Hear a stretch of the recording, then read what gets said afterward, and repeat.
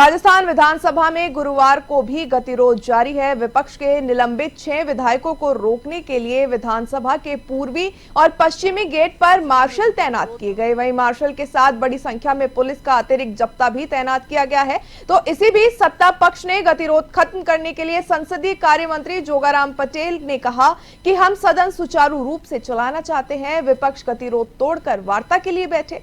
बातचीत से हर समस्या का समाधान निकलता है। तो इस मामले में उप मुख्यमंत्री डॉक्टर प्रेमचंद बैरवा ने कहा कि हम चाहते हैं कि सदन सुचारू रूप से चले। जो गतिरोध सदन में बना हुआ है वे खत्म हो जाए, लेकिन विपक्ष अभी भी अड़ियल रवैया अपना रहा है, जो गलत है। बैरवा ने साथ ही कहा कि विधानसभा अध्यक्ष की आंखों में आंसू आए वो ठीक परंपरा नहीं है।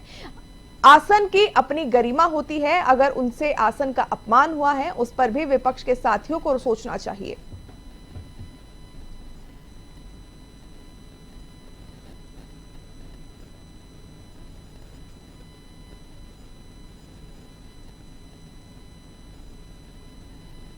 क्या पूरा देश पूर्व प्रधानमंत्री माननीय जवाहरलाल नेहरू जी को चाचा नेहरू नहीं कहता है? क्या भारत के विभिन्न प्रदेशों में दादा नाना इन शब्दों का प्रयोग नामों से पहले नहीं लिया जाता है?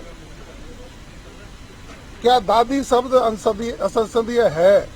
विधानसभा में जो गतिरोध चल रहा है, मैं सुस्पष्ट शब्दों में कह रहा हूं, सदन को चलाना सरकार की जिम्मेदारी है और सरकार बयानों से मतलब अगर सदन चलाना चाहती है तो सदन नहीं चलेगा। सरकार को प्रयास करने पड़ेंगे और प्रयास सकारात्मक रूप से करने पड़ेंगे, तभी ये विधानसभा का सत्र चलेगा और ये सदन चलेगा।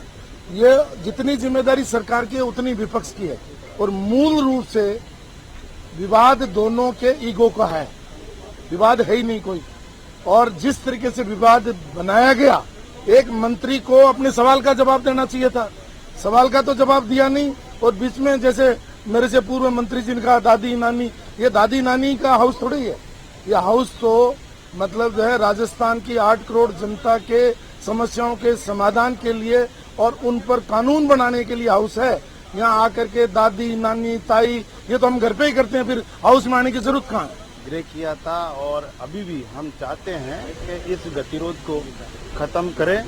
जिस तरह से हमारे माननीय अध्यक्ष जी के आंसू भरे आंख में और गला भरा, वो इसलिए भरा कि जो विक्रमादित्य के आसन से नवाजा गया उस पद के लिए, न कि वो उनके लिए था, लेकिन वो उस पद की गरिमा आगे भी आने वाली पीढ़ी में इस तरह का नहीं हो कि उस आसन के प्रति असंसदीय भाषा का कोई प्रयोग करे। कांग्रेस गतिरोध खत्म करना ही नहीं चाहती।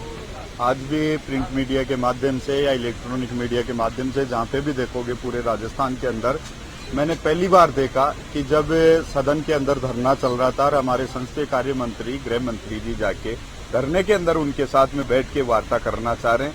मगर कांग्रेस का हमेशा से एक, इसको मैं षड्यंत्र कहूंगा, षड्यंत्र जब बजट की बात आती है, इतिहास में पहली बार हुआ कि विपक्ष का नेता राज्यपाल अभिभाषण के ऊपर अपना भाषण नहीं दे पाया।